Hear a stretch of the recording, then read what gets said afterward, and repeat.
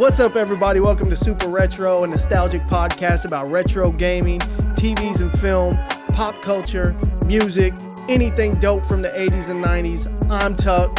That's Will. We got a super special podcast for you today. We got some amazing guests with us today. I just have to go right into it. I'm not even going to tell you what we're talking about yet. I'm going to introduce them first. Nathan Milliner. He is a writer, a director, an artist, a creative. I like to call us creative. Thank you for coming on the show, Nathan. Really appreciate it. Thanks for having me. Obviously, we have the man, Antonio Pantoja. Everyone knows him, another creative, huge inspiration for me, for my wife, even into some of the stuff that she does. She really wanted to come to your thing at Waverly, by the way, and I almost called you to figure out where to get tickets and figure out how to make that happen. It just didn't work out because we got about 700 kids. You know what I'm saying? So we couldn't make it. Mine's jealous that I'm even here because my kids love you and they love. By the way, you need to bring Echo back for sure. We'll talk about that later. That has to happen. Okay, they talk about her way too much. She's got to come back, dog. Anyway, Antonio, director, just everything, y'all. Just a true creative spirit. My man has done some amazing things. He's doing a new movie too, which hopefully some way, somehow I can get involved with that, at least on the music end. Give me one song, dog. One song. Yeah, for sure. Like, one. We gotta have you. You know, I'm gonna try to put everybody I love in it, man. Wait a minute, let me get that mic up there, dog. Oh shit. Say it again. What'd you say? Yeah, for sure. I'm definitely gonna get you in, man, because I'm gonna try to put everybody I love in it. Hey, y'all. Record that. His mic's on now. That was my fault. Let's get right to it, y'all. Nightmare on Elm Street is what we're doing. The classic, iconic film. Nathan has just an extensive wealth of knowledge about it. Hey, he said some shit earlier that blew me away. What were we talking about? The Nightmare on Elm Street NES art on the game. He knew what it was depicted from, would you say? It was artwork created by Graham Humphreys, who's a British artist. It was for the British release of part 2. This is what I'm saying. Yeah. Had no idea. I just knew that it looked a little different than the original. You know what I mean? Tuck was like, that don't look like his glove. And he's like, but as a matter of fact, there's a reason. Silly. This isn't just. But thank you guys for coming on. It really means a lot. Man. You know, this was our 8th episode, something like that. I don't know. Something like that. This will be our second movie. Mm-hmm. We did the Goonies. Yep. This is our second movie we've covered. I'm pumped to get right into it. And just like always, we start with some little facts, and then we'll get right into the meat and potatoes. So, Nightmare on Elm Street was written and directed by the iconic Wes Craven. It was released on November 9th of 1984. Budget was $1.1 million. At the box office, it took 57 $1.1 million. Bro, that is insane. Yeah. 1.1 million. 1.1 even back then is crazy. Yeah. Dude. Especially for what they were able to do, man. I know. It's wild, man. And they made some money. Domestically, yeah. Domestically here, I think it was around 27 million. I could be wrong on that. I don't know if maybe anyone knows those numbers for sure. But worldwide at the box office, it took home 54 million. That, you know, while it was in theaters. I personally would like to know, which I couldn't find these numbers, what it has done to date since, or on VHS, yeah. DVD, just the whole series together. Like, you know, I mean, it's got like, what is Nightmare on Elm Street, the franchise, made total? Yeah. You know what I mean? For built New Line Cinema. Yeah, right. Yeah. The house that Freddie built. I read that. The house that Freddie built. Sometimes they referred to New Line Cinema as the house that Freddie built, even though they had some other stuff. Lord of the Rings, I think, right? They released a lot of stuff like Reefer Madness. They put that out. There was no huge commercial like success, and then this came out and was just like exploded. Yeah. So the inspiration. I think let's talk about the inspiration of this film. Who's familiar with that? I think I'm gonna live. Yeah, I know he definitely. Please tell me about the inspiration. Yeah, because I have no clue. Well, Wes was reading a lot of articles in newspapers out in L.A. about these. I think they were from Southeast Asia, Cambodia. Yeah. Mm-hmm. And they were having nightmares and complaining that they were going to die in their sleep, and they were trying to stay awake, just like in the film. And one night, one of the boys went to sleep. Family was sighing with relief, and then woke up screaming in the middle of the night. When they got to him, he was dead. Yeah. Holy shit! That's where I think the kicker, man, is that like he said he was staying up for like 4 days or something, and they wouldn't go to sleep. And then he's like, this man in my dream's gonna kill me. And they're like, so he finally goes to sleep, and when he does, then that's when he wakes up screaming, and he like died in his sleep or whatever. Dude, It was just insane. what a terrifying concept Dude. for a movie. It's the most terrifying for me. If you think about it, going to sleep and dying, especially as a kid. How old were you guys when you saw this film? Let's go ahead and get into it. First time we saw this. I was 5. You were 5? What about you? I was probably in there. You I were was 5. 12. 12. What about you? I might have been a little younger, like 4 or something like You that. saw it 3 when you were maybe. 4? I'm Yeah, not we had a talking about VHS of it. I'm not talking about when it came out. I'm Yeah, talking because about when did it you came out, I was born when it came out, so Okay. 84.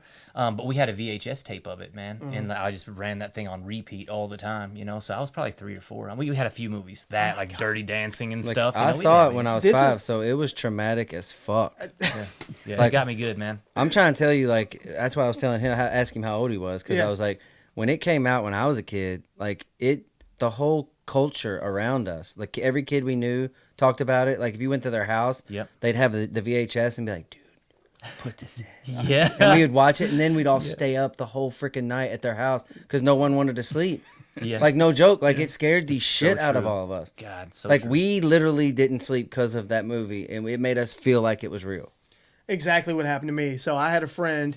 His name was. I had brothers, Anthony and James Eagler, and their dad. This man never had a shirt on. He had back in the 80s. This was 1988, by the way. I went 4 years. I was 7. Mm-hmm. The cut off short shorts. I mean, balls damn near like on borderline popping out. Yeah, You know what I mean? Yeah, That was normal. yeah. He was always just laying on the couch. Just I don't know what he was doing. He'd be laying in his bed, but then we'd be like, let's walk to Red Giraffe. Y'all remember Red Giraffe? You ever yeah. heard that? 100%. Like, let's walk. This is before any of the other ones. Let's Yeah. walk to Red Giraffe. He'd rent us whatever we Yeah. grabbed. It did not matter. And they were both. One of them was my age, and one was 1 year older. So an 8-year-old and 2 7-year-olds. We go rent this movie.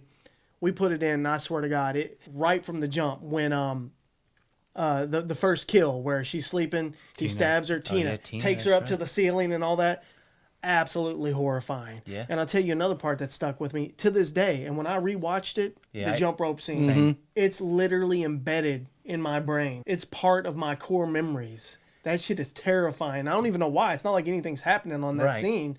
They're singing I a had song. nightmares about it too, man. Yeah. Yeah. The body bag is what got me, man. Whenever bag, Tina great. she sees her in the hallway, and then the hallway. body bag like drags out. But I'm very arm. curious about your first time seeing it because this movie like changed his life, man. Like Yeah. changed the entire Please trajectory do. of his life. Well, like I said, I was late to. I mean, it was 8. I was 8 when it came out, and I remember seeing the TV spots, and I was too scared to watch it because I remembered the TV spots and the part where she's walking running up the stairs and sinks into them, stuck in my mind. And I didn't watch a lot of horror then as a young kid, and like Poltergeist, Twilight Zone, stuff like that, but nothing like Nightmare on Elm Street.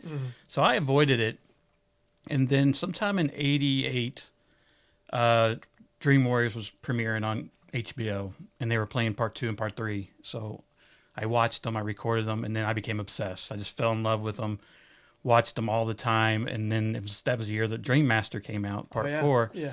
So I went and saw the day I went to saw. It's kind of a funny story.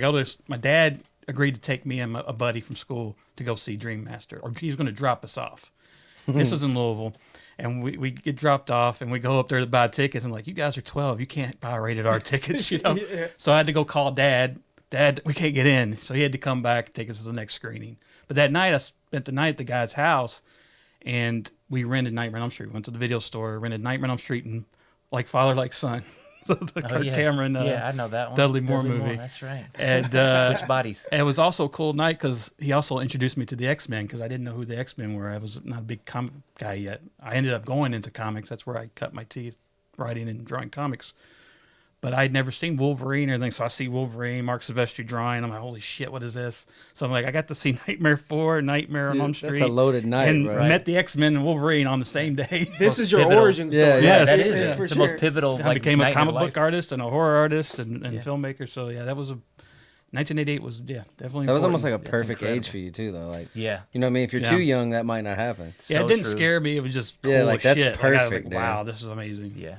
Yeah, see, nah, it stuck with me. It scared Yeah. the shit out of me. Got me The good. Exorcist I saw the same year, and that's what kept me up. Exorcist Couldn't scared sleep. the shit out of me. Bro, that fucked me. all the way Poltergeist up, man. too, when I was a kid. That Poltergeist got me. got Scary, me. bro. Yeah. Yeah.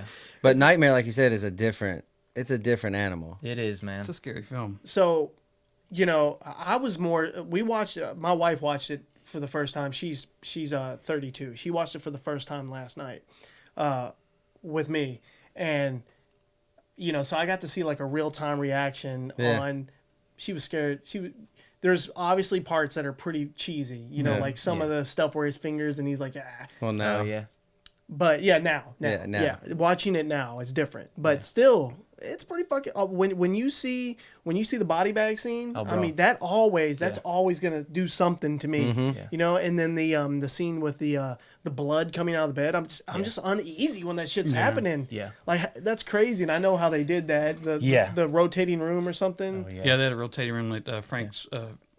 Fred Astaire had done something like that back in the day, but they had a rotating room, and that's what they got the idea from. But going back to the finger thing, it is cheesy, but the context behind that scene, because that's one of my favorite scenes in horror. I love it too. The context of that scene is that this boogeyman is chasing you, and he's self-mutilating himself. Look, perfect fucking timing. Way, dude, get out, man. He's self-mutilating himself, which is saying, you can't hurt me. Yeah, that'll freak you the fuck out. Yeah. You know, I laughing for about sure. it. I know, man. That's the scariest. It's so. I would watch the whole thing right now. Like, what are you gonna do? Yeah. I showed this I'll cut to my Echo fingers 2 weeks off. ago, and I got to see in real time her reactions to it from a kid's perspective. Yeah. You know, she's 8, and dude, what really got her was that scene particularly, but before it. So like the way he stands. And I've heard some his philosophy and theory on why he stood that way, Based on- like an Old West or something like that. He was, He does stand like that. It's a real weird, like, it's like the crooked- glove is heavy. Yeah. When we put the glove on, he says, a little heavy, kind of made my shoulder drop like a gunslinger. And then he stood with his legs a little apart like Jamie Cagney used to stand. Yeah. That's crazy. And then the walk that he has, he kind of steps over, like side steps. Yeah. He was a surfer. That's a surfer walk on a board. That's how he got It's so Freddy's crazy. walk. That's great. It scared man. the shit out of Echo. Like, just the walk. Yeah. She hadn't even seen nothing yet. You know what I'm Dude. saying? So it scared the shit out of her, just that part, man. That's, If we showed this to our kids, which are like 7, 8, they would never sleep, bro. Yeah. my wife would murder me. Oh, bro. Yeah. I wouldn't If even I attempt look- it. Yeah, because you know my kids are. Echoes grew up with it, man. I showed her Freddy vs. Jason first, and then it was a blast. It was like Oh, yeah. like watching I'm sure. Mortal Kombat, bro. Yeah. Like go rewatch. It's so good. It's so fun. And then she's like, "This is great," you know. She loved it. So then we watched, you know, the original. And she's like, "Hey, it wasn't that scary. Not as much as that." And I'm like, "Really? It fucked me all the way up." So my wife kept, anytime he would pop up though out of nowhere, she like sometimes she would giggle at some of the like a scene that got like there's one scene when she's running and she's like running super slow, like yeah, the I know camera's exactly over her what you're talking shoulder, about. Yeah. and you're just like You talking about Tina? yeah, in the very Tina, first, at the yeah. very beginning, Yeah. So she kind of giggled at that, and I was like, okay, keep watching, keep watching. Yeah. Next thing you know, she's clutched to me, dude, jumping every time Freddy pops out, she jumps. She's even like, if it's no, not scary. no. It was cool to see that. You know what I mean? I was gonna point out another scene. Will was talking about his arms. Yeah, when the big arms are yeah. walking through that. Stretching. Yeah, bro, I it's loved freaked it. me The the hell sounds out, bro. too, man. Yeah. Like from that scene whenever he's like scraping the claws on the Scraping the metal. claws, bro. That like so the good, the man. goosebumps and shit that gave me when I was a kid. Like that's instills fear in me today. Even Dude, when I same. watch That it, I'm sound. like, ugh. Yeah. Was it a real house Which one? The where they filmed it? Where the the steps were? Nancy's? Yeah, Nancy's house. People yeah. still go visit it today, right? Yeah, I don't know if I don't think they filmed inside the house, but that house, yeah, it's on Like the It's in outside. Pasadena, well, like actually just like a road or two from the Halloween houses. The Doyle and Wallace house is like one block over or one street over. You've been over there, I've haven't been you? over. Yeah, it's That's Oh, cool. shit. He's probably all met in the whole cast, all I in bet. Pasadena. I'm sure they don't have the bars still on the window, but that would be awesome. Actually, what's funny is the interior of the house was shot in, but not in that movie. I don't believe it was. The TV version of Halloween, Was shot. when they shot extra scenes, they shot in the Elm Street house. So It's weird. Lori's living room is the actual Elm Street house. Get out. Yeah. That's insane, man. Yeah. A buddy of mine was just at the Elm Street house like 2 days ago. Jerry LaRue, he plays for this band called Truck Stop, and he just and I'm like, what the heck? That's ironic, you know. He just stopped by. That's awesome, Yeah, dude. Sucks. picture The there. new owners that I noticed have painted the door black instead Yeah, of it's red, black. Yeah, and that's they right. put like a gate up and all. That's like, oh, Like, what are you doing? That was like the Goonies. The people that had the Goonies house did all that, Yeah. and then that guy just bought it. Now he's like, come on and come Now on. he's a tourist attraction. I thought they were taking the whole neighborhood down. What happened to that? So like a neighbor in the mid, No, neighbor in the middle. Those jewels, dude. Yeah, yeah. Oh yeah, they saved it. So did you all know Disney was originally interested in the film? No. in Yeah. Elm Street. Yeah, let me Yeah. read this. I don't have any like privileged information or That anything. would've I been read this terrible. shit. I read this shit on Wikipedia, and I'm so glad this didn't happen. Listen to this. Listen to this little paragraph. The first studio to show interest was Walt Disney Productions, although they wanted Craven to tone down the content to make it suitable for children and preteens as a family-friendly PG-13 film. However, Craven declined.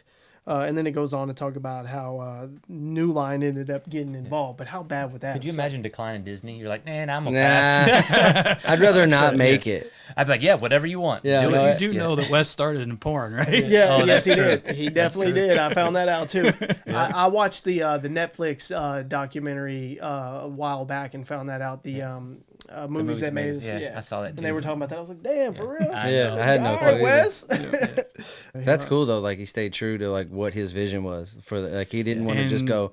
I'll take it, man. I need money. And he wasn't really in a good place to That's what I'm turn saying. anybody down. Yeah, like his career was dying. Like I think the movie he made before this was Swamp Thing, Yeah. which did not do very well. Bro, I love Swamp Thing. I love that movie, Dude. but he needed a hit really bad. Yeah. He definitely got one. And do you know anything about the character development, like Robert Englund? I know, obviously, he played Freddy, and you were just talking about his mannerisms and all that. That was him. That's Yeah. what he brought Those to were the Robert's role. choices. Yeah. Those were his choices. That's really dope. Like, what if they pick somebody else? I know, bro. Yeah. And I think that they were not initially going to pick him because he was like, he had no, like prior history. He was in like a sitcom. It's like a love. I mean, he rom-com had a thing, lot. right? He had done a few little movies. He was basically a character actor in the 70s. Yeah. He was in Big Wednesday and Buster and Billy and things like that. But yeah, right before this came out, he did do V, the TV series, which made him kind of a minor celebrity. Yeah. But yeah, originally they wanted a big guy. And Robert went in. He said he slicked his hair back. He took some ash from the ashtray in the car and put it under his eyes and just went in there and stared at Wes and just tried to scare the shit out of him. Yeah. And Wes said, I think this guy can do it. He's a scary dude, for real. He looks like But the part. I watched an interview with him earlier today, actually. He's actually seems like a really nice dude too. You know, like that character is in him. But if you talk to him when he's not doing that, he's really like he takes it very serious. Yeah. We've seen him at conventions and stuff before, and he's 100% for the fans, man. Like he'll stay after, he'll do anything, like literally. I man. love It's that, very man. cool. He'll still go in makeup and everything, man. He just loves to talk to fans. He'll talk and talk and talk. His lines are always on because he doesn't rush fans. He just wants to. He's a raconteur, as he says, and even like there's a great story in part 4 where Howard Berger applied his makeup in that movie. He goes, now if you apply Robert's makeup, he's always people in the makeup room, and he'll just tell stories, old Hollywood stories, everything about that. He goes, it got to the point where I couldn't do his makeup so much. I like, Robert, shut up. Yeah. I'll tell the stories. And Berger started telling the stories as he did the makeup. No way, dude. That's awesome. Because he had heard them He so heard many him times. so many times. Dude, I went to Lexington, like it was last year, with Lloyd Kaufman. He's in my film, and I was just kind of helping him at the trauma booth and stuff like that. And this was the year they brought the Dream Warriors cast back together. So I'm just sitting there, like in this green room or whatever, and all of them are in there. I'm like, oh my god, I wanted to take a picture, but I couldn't. Like I'm surrounded by the whole cast. They're all just chilling in there. It was the craziest thing I've ever been involved in, man. Oh my god. A couple people came in. Robert Patrick was there from Terminator, but the coolest was definitely the entire cast of Dream Warrior. That's Like, cool. That's sick, dude. Yeah, it was cool, man. I know what scene I was going to point out. You got to think, and we've talked about this a lot on when we were doing the Goonies and on our other podcast. We talk about just the special effects from the 80s, but pre CGI. Yeah. There'll never be another time in film like it, because people had to get so creative. My favorite bad but awesome scene in Nightmare is when he pulls her through the window. Oh yeah, I love it. You know too, what I'm man. Yeah, very end. The mannequin. The mannequin. Like, dude, I straight up started laughing at it. But then, it goes right to the. Doesn't it cut to the girls there The girls too? jumping. Yeah, and then I'm like, oh shit, I got They I almost feel did a weird different again. ending, right? Huh? Didn't they almost They do did a a different bunch. ending? So they did one where Freddy's driving the car. They did because Wes didn't want it to end that way. That was a Robert Shade's choice. I was gonna say I have it Yeah, on we here. talked about that Explain the earlier. ending. Can anyone explain the ending? From what I've heard, it's all a dream. Like that. That's what I heard. That doesn't happen, and then the whole ending doesn't happen. But I don't know. It's Very ambiguous. Yeah, it's up to your own interpretation, I guess. Because But I think Wes didn't plan on sequels. Of course, Bob Shade's like, shit, Friday 13th is making all these movies. We're going to make some more movies. Yeah. Yeah, They're like, this is a gold mine, bro. Yeah. You're So- making them all. that's a good point. Yeah, so what happened? She starts belittling him or something, or she start. Well, What's going on there? I've kind of over the years kind of assessed this series as Freddy is like a bully. Mm-hmm. And how do you take away the power of a bully? You tell him you're not scared of him anymore. You take away, and that's what she does. Johnny Depp tells her, you turn your back on them and you take away their power because Freddy lives off of fear. So she turns her back on him and says, "You ain't shit." Yeah. And he disappears. So it's like if you do that to your bullies, because Freddy's the ultimate bully because he targets children because he's a wimp.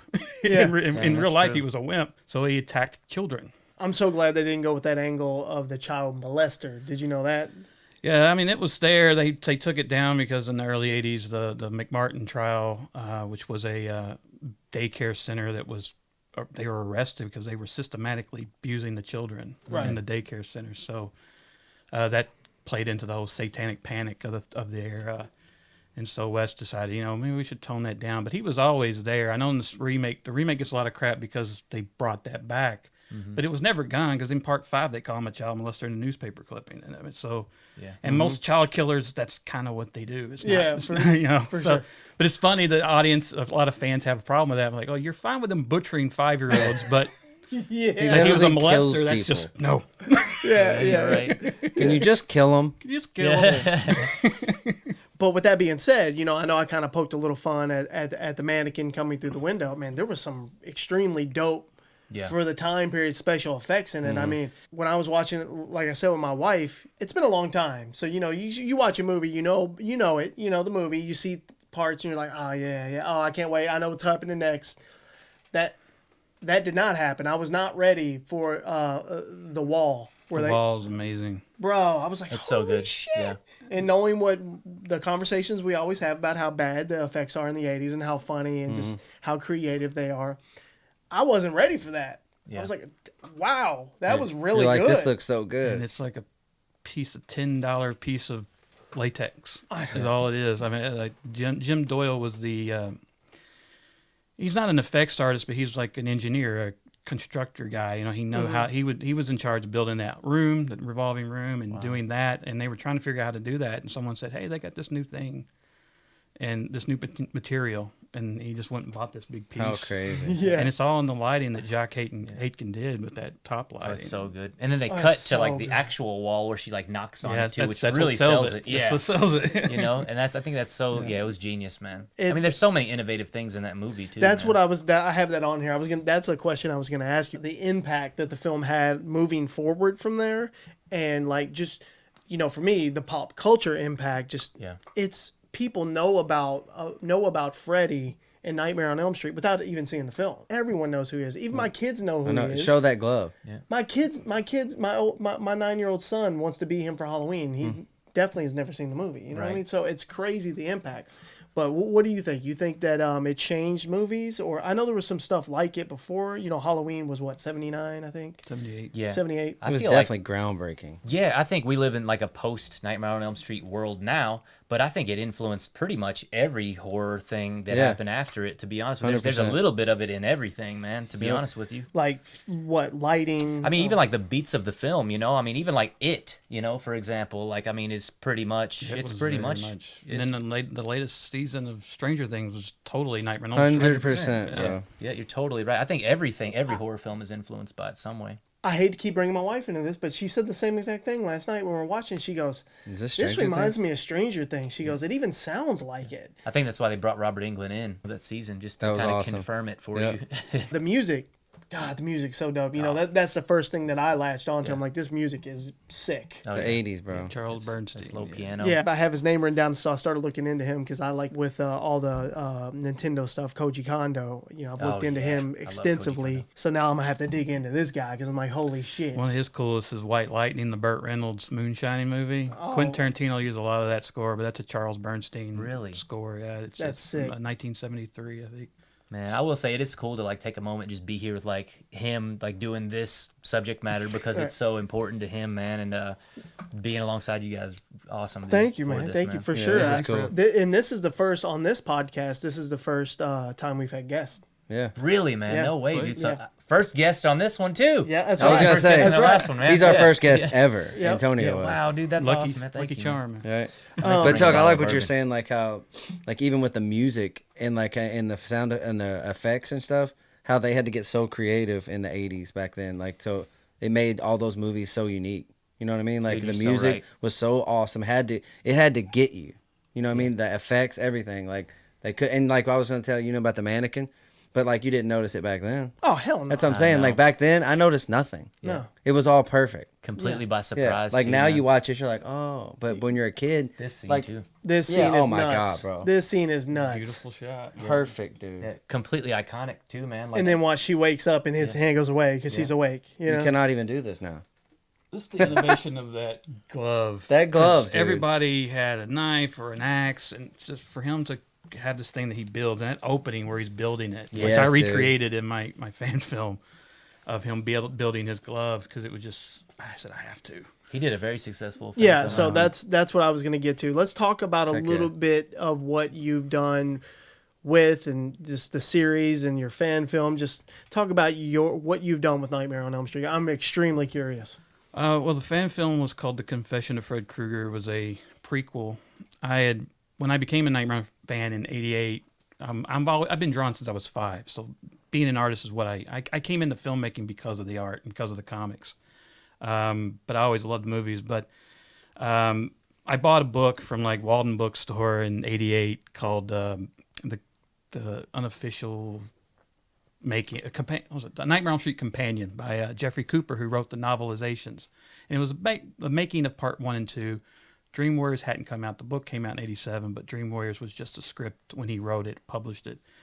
But there was a chapter in there because he wrote the novelizations called The Life and Death of Freddy Krueger, and it was a prequel. It was how Freddy became like. It was, it's before 3, so his mother wasn't Amanda Krueger. She wasn't a nun. She was like a prostitute crackhead or something, and this is not crackhead. This is like the 40s. But she was like a drug addict, prostitute, and she got pregnant and she had Freddie, and then she died or left him, and he went through all these orphanages and all these surrogate fathers who were all axe murderers and rapists and pimps, and he ended up with a pimp, which is like the Alice Cooper character in part 6, who beat him with a razor strap and cut him with a straight razor. And one day he caught Freddie with when he was about 15, he caught him with one of his whores and beat him. And he paid an arsonist to burn the house down with the old man, took his straight razor, and found his way to Springwood as a homeless man. And then one day he's sleeping in the alleyway with his bottle, and these 5 schoolboys come in there and try to steal his bottle, and he hits one of the boys with the bottle and breaks it over his head and kills him. The other 4 run screaming. He looks at the 4 boys running away, takes the razor out, cuts 4 slashes in the boy's stomach. That's where he gets the idea for the glove. So it goes on, to him being a serial killer and getting caught and the lynch mob and everything. I was just blown away by reading that. Mm-hmm. As a 12-year-old kid, I'm like, holy shit, I want to see this movie, and they never made it. They played around in Nightmare on Elm Street 6. They gave him a wife and a daughter out of the blue. I hated it. Yeah. Lived in the suburbs. Like Freddie doesn't live in the suburbs. He No. hates these people. Yeah. He doesn't like That's these people. true. Yeah. And so I said, I always wanted to see a prequel, and they tried to make it. Robert always wanted to do a prequel. The guy who made what's his name? The guy who did Henry. Oh yeah, John the Portrait of a Serial Killer. Tiernan. Yeah. Not John McTiernan. That's Die Hard. John McNaughton, who did Henry, Portrait of a Serial Killer, wrote a screenplay, never going to make it, but it was a prequel, and it was set in hell, apparently. I guess it's before he comes back, but Little Nicky comes out and does no business, and it's set in hell, so they cancel it. Oh shit. No But way. anyway, Robert always wanted to do the prequel, and then this was after the remake had come out, and I said, well, they're never going to do it. And some friends on Facebook were saying, well, write a script. And I'm like, that's not how it works. And I'm not going to write a feature film script for Nightmare on Elm Street prequel. But maybe I'll write a short for fun. And I said, I always wanted to see Robert. I was having this conversation the other day. We never saw Robert really have a conversation or talk to people. He was always one-liners, that kind of thing. Yeah. I want to hear Freddie talk. I want to hear him tell a story. I want him to tell his story. So I thought, well, how could I do that and do it in short?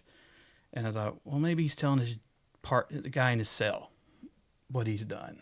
I'm like, nah, that's not interesting, though. What if he's telling a cop in a confession? And so, and I had always loved, in the 90s, there was a documentary series on HBO called The Iceman Confessions about Richard Kuklinski, Oh yeah. I love that, man. the hitman. And they intrigued me because this guy had murdered so many people and he was so... I love that shit. I remember that Sociopath, man. shit. Yeah, and I was always intrigued by that. And Charles Manson interviews and things like that. Actually, I have Freddie quote Charles Manson because there's a great quote that when I heard Manson say it, I said, that's Freddy Krueger. He said, I'm nobody, man. I'm a hobo and I'm a hobo or a straight razor if you get too close to me or something like that. You know, there was like, and I was like, that's fucking Freddy Krueger. Yeah. So I decided to write this where he's confessing he's been arrested and he's confessing to what he's done, but he's got plans. He's not stupid. Right. But he's confessing. So, and I just wanted to take it back to the Freddy Krueger that I remembered. Because I saw, before Freddy's dead, before they made him, before the cartoon stuff started happening and all the campy stuff and the family stuff, I wanted to take it back to that crazy drifter guy that was grabbing people's kids for 5 years and they had no idea who it was. I wanted to get that guy. And so wrote it for fun. And then I made a couple movies and I met the perfect actor to play him, Kevin Roach, who I worked with on Volumes of Blood. And the DP, David Bennell, the three of us just clicked on this movie called Encyclopedia Satanica that we did. It was a segment. And they said, we need to work together right away. And I said, well, I've got this fan film thing that I wrote. And they were all down for it. And I worked for Horror Hound Magazine. That's where I kind of started in my horror career.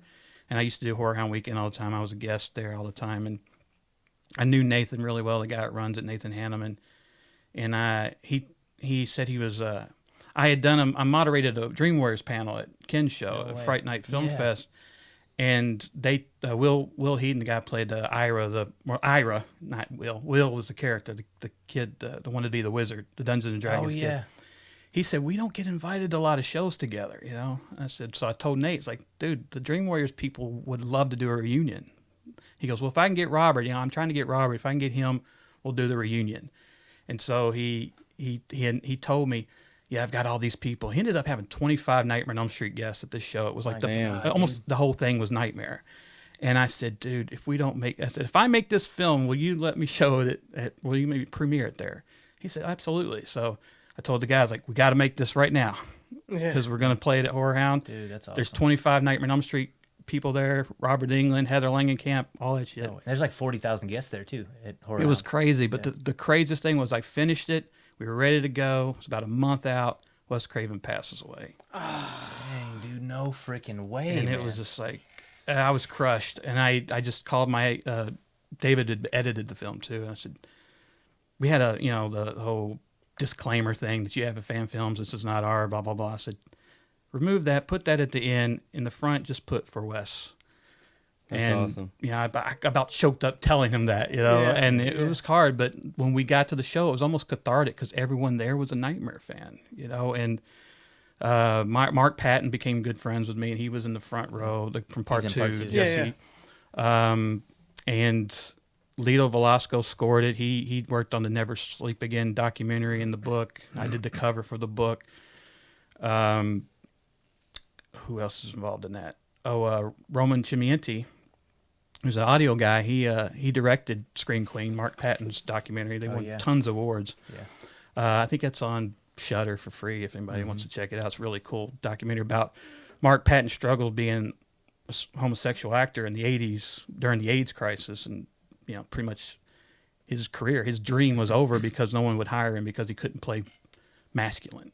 Apparently, because of Nightmare on Elm Street, because screaming, and everybody's like, "Well, this guy's obviously not straight." So he couldn't get the second one. So, and Joseph Whipp was in the front row. He came with his wife. He was the sheriff. No, he's a deputy in the first movie, but he was the sheriff in Scream, the first Scream movie, and he came, and so it was an amazing night, and so that's probably the biggest. I don't know if it's the biggest, but the Never Sleep Again book. I did.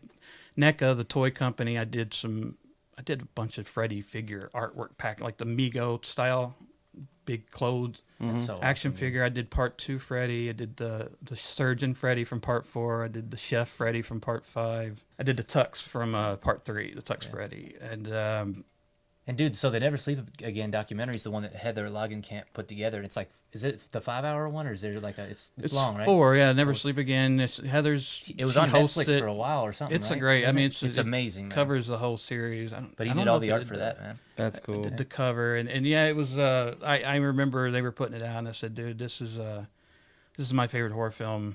I don't care if you have a penny in your budget. I want to do that cover. And they said, well, we'll get you paid, but yeah, you got the cover. So That's great, man. That's got to feel That's good. good. it was amazing. Especially and I with- heard Wes said it was beautiful, and Heather really loved it. So yeah, That's it's so awesome, dude. Where so the fan film you did? Where can we?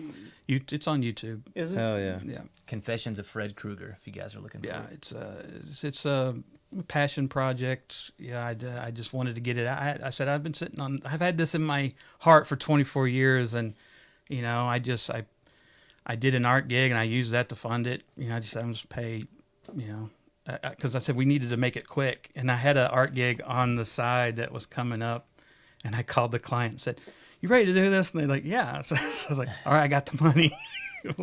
I'll do this. It was an album cover."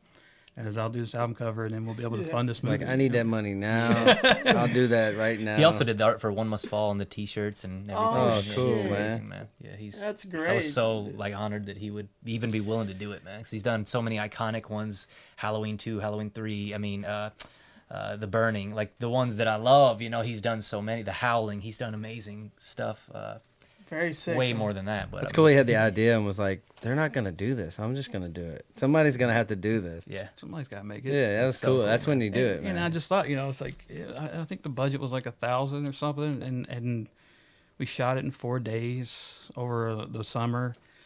And I just said, people get tattoos and they buy replicas and they buy costumes or they buy whatever. It's like I just bought a movie, but I had to make it. Yeah. Yeah.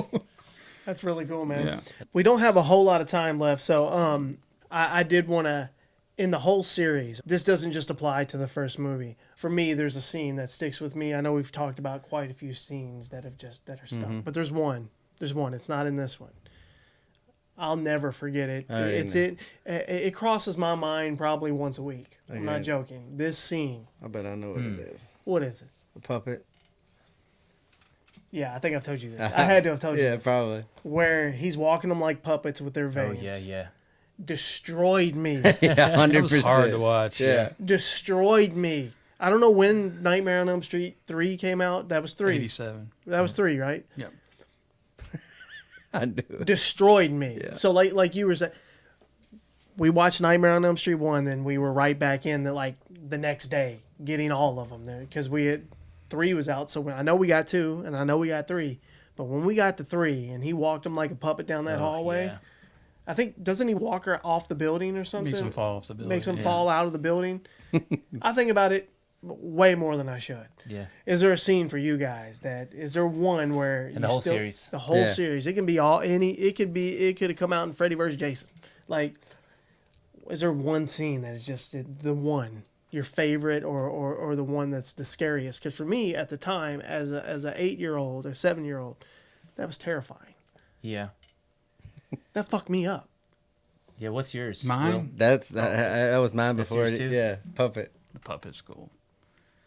Mine's always been Tina's dream, the alleyway leading up to the bedroom, being drug up. I just think it's amazing. It's an amazing kill.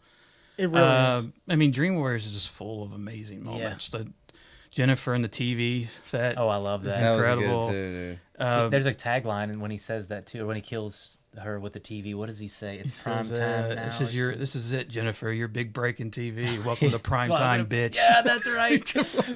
Yeah, it was that one was so That was creative, classic. man. That and I love part 2 where he's coming out of Jesse's body Yeah. in the bedroom. That freaked me out. Dude, I have a lot of them from Freddy vs. Jason. I guess because I just watched it recently, but it was like watching like the new Mortal Kombat game. Dude, it is off the charts, man. It's so much fun, and there's so many cool kills that stick with me too, just from that one alone. But when Freddy was fighting Jason, and I think he hits something, and all these metal rods go, and they go into Jason, like because Freddy's high up, and then he like takes these I don't know what they're like, propane tanks, and hits them or whatever, like cuts the tops Like up and they turn into missiles. rockets. Yeah, and they're Isn't it hitting like when he Jason. drops those things. He's like, "Hey, asshole!" Yeah.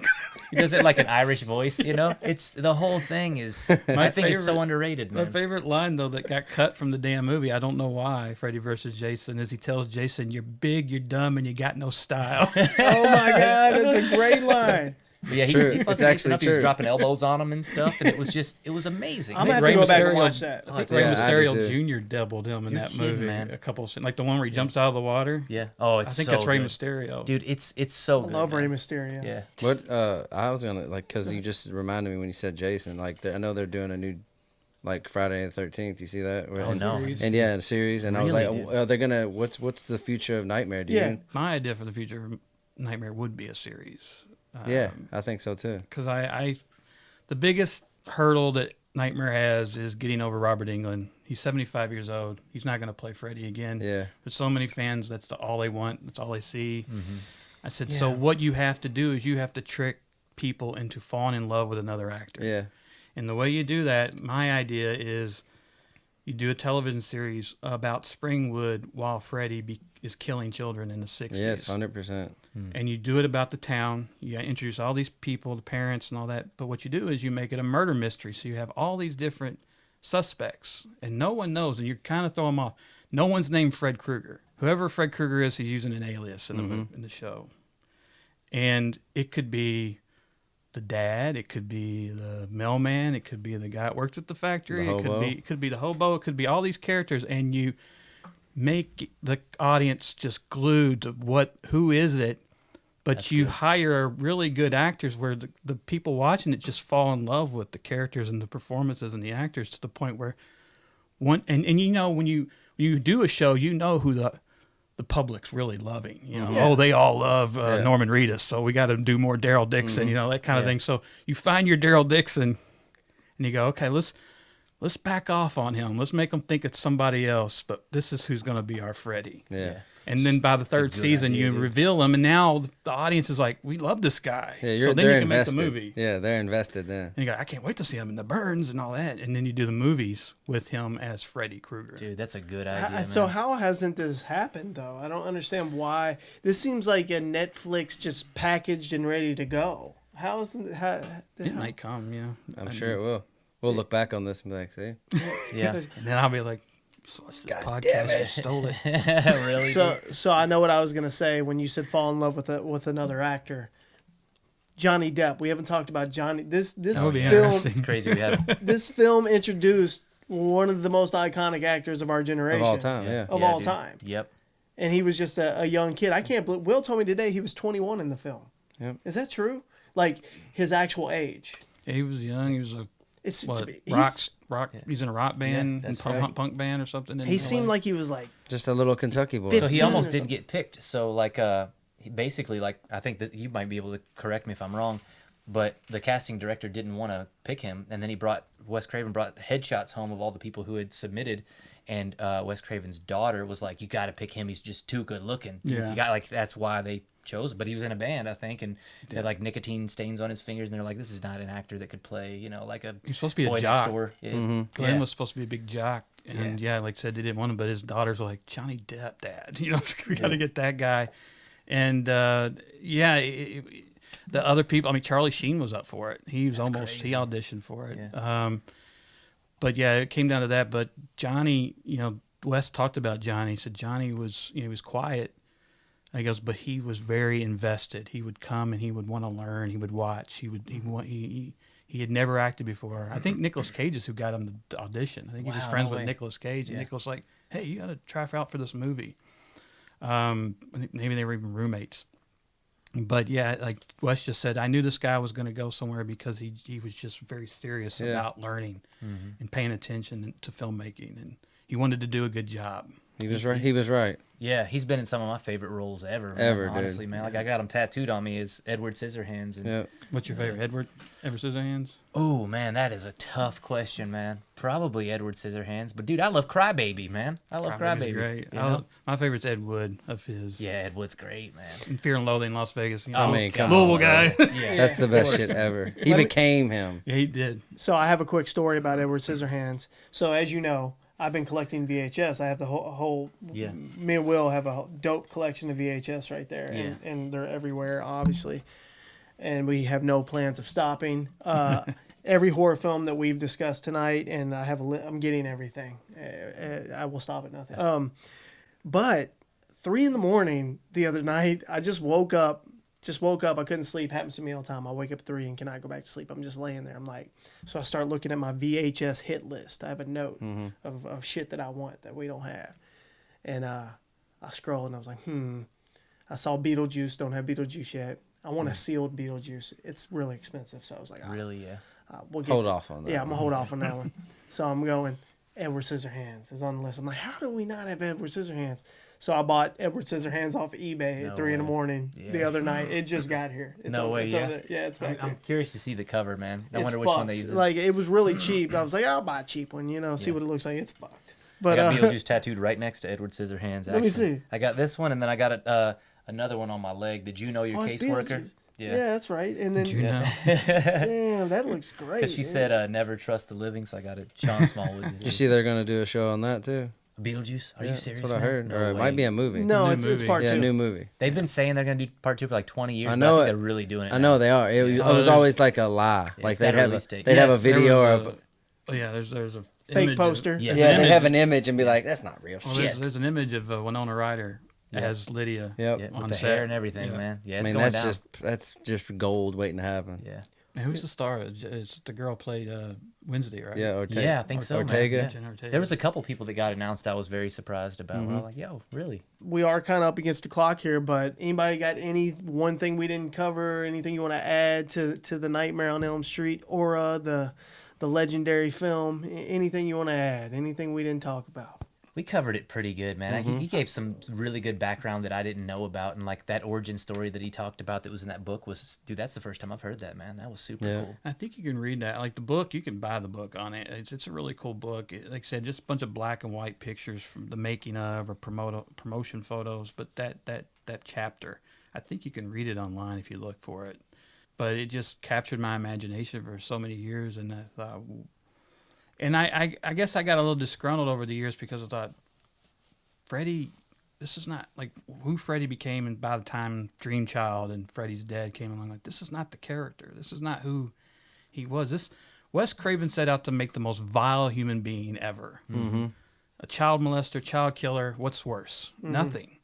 And so it was a little upsetting to Wes too that like all of a sudden kids are wearing Freddy on their pajamas and he's like your buddy, and like people are cheering for Freddy. Is like, but that's not. I never cheered for Freddy because to me, again, I was bullied, and I think that's why these movies resonated with me because Freddy's the ultimate bully, and these kids are the Dream Warriors band together to beat this common bully. That we they're wanted all him to facing. die. Yeah, Right, right. I like the children, and the thing with Nightmare, out of all the slashers, to me, they were the most creative.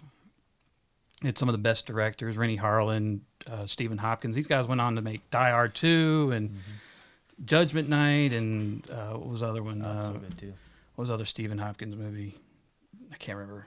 But they had really quality filmmakers. Chuck Russell and Frank Darabont co-wrote, No way. Nightmare 3, and he went on to do The Walking Yeah, Dead Walking and The Dead. Mist and Yeah. The Shawshank Redemption Yeah. and all that. So they've had some amazing talent. Again, Johnny Depp, Patricia Arquette, Yeah. just some really Lawrence Fishburne. Yeah. I mean, a lot of great film actors. So I just always love those films, and artists love working on those films. All those K&B guys and David Miller, Kevin Yeager, all the effects guys. They said, we knew when we were doing Nightmare on Elm Street, we were going to get to do something we'd never done before because it was just so inventive and magical and fantastical compared to, it's a guy in a mask chopping kids up. Right. I think if that's like if they did it again now, like we were talking about, I think people would be jumping to get in that, just the franchise of what it meant to people even living today. Yeah. I think You know it's what I mean? perfect for right now. I don't Me know too. why it hasn't been done because it was, I mean, Pennywise and Freddy are very similar. Yeah. Mm-hmm. But Look also, how big that was. Yeah, and also, I think there was a rumor that he wanted to put Freddy in it That'd be awesome. I think it was a Dream Child poster when they go to the theater because Oh, it's 1989. I think is when it's set, and he wanted to have Pennywise take the form of Freddy at one point, from what I read, but Freddy is a ghost. He's an entity, supernatural. And what's been hot for the last 15 years is the whole James Wan, Insidious, Conjuring, Annabelle stuff that it's a shame that they haven't capitalized, because it may be that they may be gone. I don't know if I'm sure Nightmare will always be bankable. Yeah. But I think so. I think there's so much of only Robert Englund can be Freddy noise out there. But you know, he appeared on the Goldbergs as Freddy, and people looked at him and go, well, how does he look different? Because he's 75 and he's not a skinny 33-year-old man anymore. Yeah, no shit. I saw there were talks of Kevin Bacon possibly, and the internet like loved that. You know what I'm saying? Like they I don't totally hate it. approved, but he's older too now. Yeah, he You know what I'm is. saying? Yeah, He's still in you shape, almost though. have to get like a Robert Englund like type of guy. Like, you know what I mean? You'd have to like A character. yeah, you have to No. cast a guy that's sort of his build, everything, and just make him. Because I mean, look what it did for him. Yeah. Yeah. Like he went on a freaking ride, dude. Yeah. Yeah. Like he was like, I don't have to work again. Like I can be this dude Yeah. forever. Yeah. And people always want him to be Freddy again. And he That's says, what you I'm know saying. what? I'm enjoying playing guys in suits. Yeah, right. Because I was like, no, like, I mean, you know, like, 75-year-old man doesn't want to show up at 4 a.m. to Put sit makeup in the makeup on. art Yeah. trailer for 4 hours, then sit on a 14-hour set No in way. hot lights and Right. this itchy, hot makeup all day long and do all the physical stuff. Because he said Freddy versus Jason almost kicked his ass. I bet, Yeah, bro. he was Couldn't do it. older He then, was yeah. 55 then. Yeah. Because that movie's 20 years old now. That's crazy. Oh, it's so good. What I wanted to add is, did I say that it was the first horror film I ever saw? No, you didn't say that. I don't think. Yeah. First horror film No way. first one ever. Get out, okay, man. so I was introduced, and then after that, I wrote down a bunch of movies. I'm just gonna spit off real quick, and then we can kind of When did close. Friday the 13th come out? Do you know? 1980. Yeah, see, that was Yeah. my first. So after this, these movies, I took all of these in immediately. Myself Yeah, and my like started friends. you down a Yes, path. Yeah. my friends that Gateway. we started going up to that video store, God, and it we'd was come so back good with a to new rent one a every horror time. film back There's then, nothing bro. like it. Like no one. Nothing. People today, I hate to be the old guy, No. but no one will ever know that feeling Nope. of going and grabbing that thing and Blind. you bringing it back. Yep. You have no idea No what trailer, it's no gonna be. nothing. Or looking You- at the back and Yeah. looking You- at the pictures and be like, That's all oh you my get. God, Yeah. this You is get going to be. 4 pictures. Yeah. And 2 paragraphs. Listen, what came right after that for me. These were probably some of these were made before and after, but this is what I immediately took in. Hellraiser, right after it. Master of Puppets. Love that shit. You know what I'm talking about? I don't know that I've seen that. Master of Puppets. I might be getting it wrong. Puppet Master? Puppet Master. Puppet Yes. Master, Yeah. yeah. Yeah. The puppets, right? Master of Puppets is fucking Metallica. Metallica. Puppet Master is the little puppets and the Yes. little Yeah. the little that was drill head weird, guy. dude. Yeah. Yeah. It's so Oh, funny. I love It's a that strange shit. movie, man. Child's Play, obviously with Chucky. Yeah. The Return of the Living Dead. Children of the Corn. Children of the Corn got me. Halloween, obviously Friday the 13th. Maximum Overdrive. Oh, it's so good. Y'all dude. remember that shit? Oh, Yeah, Stephen I King. love that movie. Stephen King. That's right. Poltergeist, Yeah. Evil Dead, Day of Oh. the Dead. Which one is where they break out of the lab and they're riding on the back of like a truck and they're like throwing brains out of the back of the truck? Does anyone remember what movie that was? Was that Night of the Living Dead? No, that was it's the one that was like supposedly filmed In in Louisville. Louisville. Yes, yeah. that's it. Not Return of the Living Dead, was it? He probably knows better. That's than me. probably what it is. I think it's Return of the I Living think Dead. it it's is, very too. like metal, kind of like it's punk and metal movie. Yes. Well, Return of the Living Dead, I don't remember them throwing brains of it. That could have been the sequel. Because I haven't seen the sequel in a long time. Part 2. There's a movie where they leave a lab or something where I you know know there's exactly what you're talking cadavers or something. Yeah. Somehow they have brains in jars. Yeah. And they were driving a truck with the back of it open, and the zombies are chasing them, and they're just throwing the brains out the back of the truck Yeah. to buy time to get away from them. That's I know exactly hilarious. what you're talking about. Could have Yeah. been Part 2. Yeah, and then that's the Yeah. one where at the beginning it shows like the Louisville or is it that one? I don't know. It doesn't matter. At the end of the original, yeah, they call the military and say, we need to bomb this place. And, Yeah. and they say, yes, Louisville, Kentucky. Yeah. Yeah. Like, what? Because I remember that's one of my favorite stories. My dad and I watched that in 1986 on cable late one night. Mom and my sister in bed, and that comes on. We're watching that, and we love it. We get to the end. You know, I'm born and raised in Louisville, so that made me laugh that they said Louisville, Kentucky. But like, well, the funny part of the story is like I guess I was 11. Right after it, Andrew Dice Clay comes on. Yeah. And my dad didn't know who Andrew Dice Clay was. Oh my I didn't know God. who Andrew Dice Oh Clay my was. God. Let's But check the this first out. line is, "So I got my tongue up his chick's ass." Yeah. Oh yeah, you found out that day. And Dad said, Whoop. "Too late." Yeah. And we watched it. Let it ride. Oh, yeah. did you? That's great. I loved him too. That's another thing, like when we talked about, like in our age, we got lucky to where our parents let us watch stuff Yeah. like That's that. a good point, man. Like nowadays, it's not so easy to watch. I remember I would just sit and something would come on, Yeah. and my parents would be asleep, and I'd be, oh shit. Yeah. That's how I watched Children of the Corn. I was up by myself at night, late. They were asleep. I was like, yes. It's so true. the man. only thing my mom didn't let me watch was Delirious by Eddie Murphy. Yeah. She made me go downstairs. That's I'm when you "Come like on, got real man." fast with like the recall button where it like switches to the other channel. Oh, and yeah, goes yeah. back to the other channel. It's like, oh, I was just watching National Geographic actually. Well, Wasn't watching that. for you two, the creatives, what's next for you? I'm working on. Well, I need to finish up a script for a ghost film I'm working on. I think I'm gonna have to bring in Nathan on it, man. And I think he'd be fantastic. And I talked to my buddy Ken Daniels, who's the president now of Waverly, and he actually suggested that, but I had it in mind anyway. He's like, you need to bring in Nathan on this script. So the name of the movie's what? Or does it have a name yet? No, not yet. No, Okay, no well, name it doesn't yet. matter. I've got But a you're working on a title, new but- script. Yes, it's a Dope. ghost one. A Yeah. ghost one? Okay. Yeah. Dude, let me just get one little, you know what I'm saying? I'm I in. got beats. I have tracks that I've saved since 2001. Yeah, really, man. Yeah, I'm ready, man. I've never made something that that I don't have a copy of. You know I love your stuff too. Thank But you. I got to have you in the film at some point. I'll be though, in the too. film. Yeah, Yeah, you that's- and Will got to be there. Yeah, Like no kill, question. kill us. Yeah. Yeah. If there's like a scene where there's like some podcasting going on, Yeah, let us do that. We can get killed podcasting. That'd be cool. What about you, Nathan? What's like? What are you excited about I'm right in, now? I'm in post production on a Dark and Bloody Ground, which is my feature film. Ooh, And I just finished the Halloween board game for Trick or Treat Studios. That's so awesome, dude. Doing a lot of T-shirt stuff. Mostly a lot of commercial art I can't really talk about. 'Cause, Yeah. until they come out, you can't really sure, say. sure. And then I've written a couple other scripts. Cool, man. That That's I don't know if I'll get to it. I'm actually doing a lot work at the theater here in Shelbyville. Oh, are you? I just worked on the Shakespeare play they just did, As You Like It. I was a assistant stage manager, doing some stuff. Going to take a Shakespeare class up there because I took a class up there shortly, like about 2 years ago, acting class. Not because I want to be an actor, but as a director, you just want to learn everything you can because Sure. it makes you a stronger actor. Hell And yeah. I've always loved actors, and I've always had a good relationship with actors. But I said, I think a director should know everybody's job.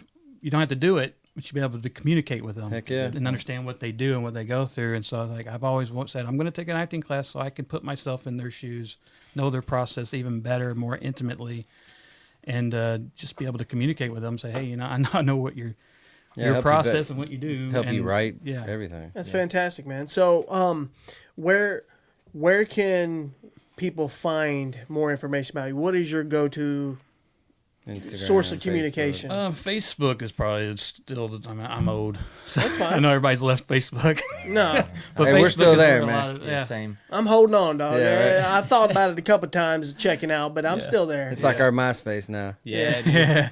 But you're on Facebook. Facebook under- and Instagram. I'm under on your there. name, I don't Nathan do a Miller. lot of that Nathan because Miller. I don't know. I don't know how to run all that stuff.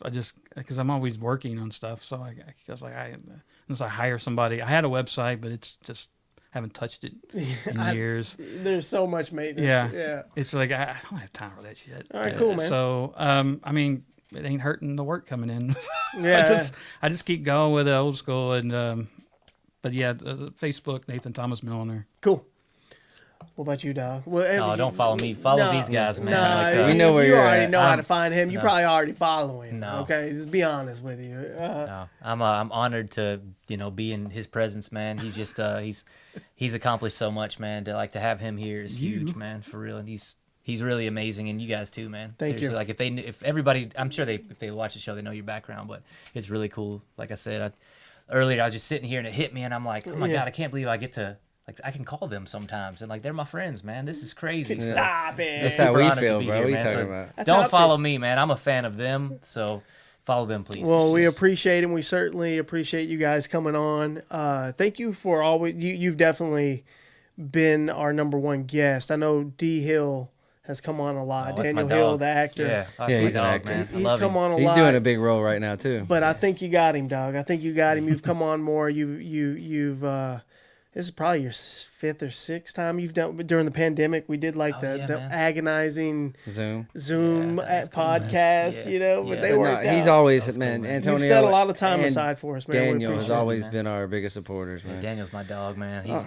He's making Louisville proud, man. He really is. You two are also. Oh man, thank you, man. Well, I'm trying. that's it for today. Again, thank you guys for coming. Super Retro Podcast. You can find us, you know, on all the social media. It's not hard to find. We're trying to get our YouTube going. Go follow us on YouTube. That's what you need to do. That's where we're trying to push everybody, because we don't upload all of our content to our podcast feed. Yeah. But we do upload all of our content to the YouTube channel, if that makes sense. You A can lot get more visual. Yeah, you can get all the podcasts on your normal Spotify and Apple Music and all all your normal podcast streaming services. You can get them there, but there's a bunch of extra content on YouTube. Is what I was trying to say. Damn it! Thank you for tuning in, Will. Yep. You got anything? See you next time. Thanks, guys. Yep. Thank See ya. you. Thank you.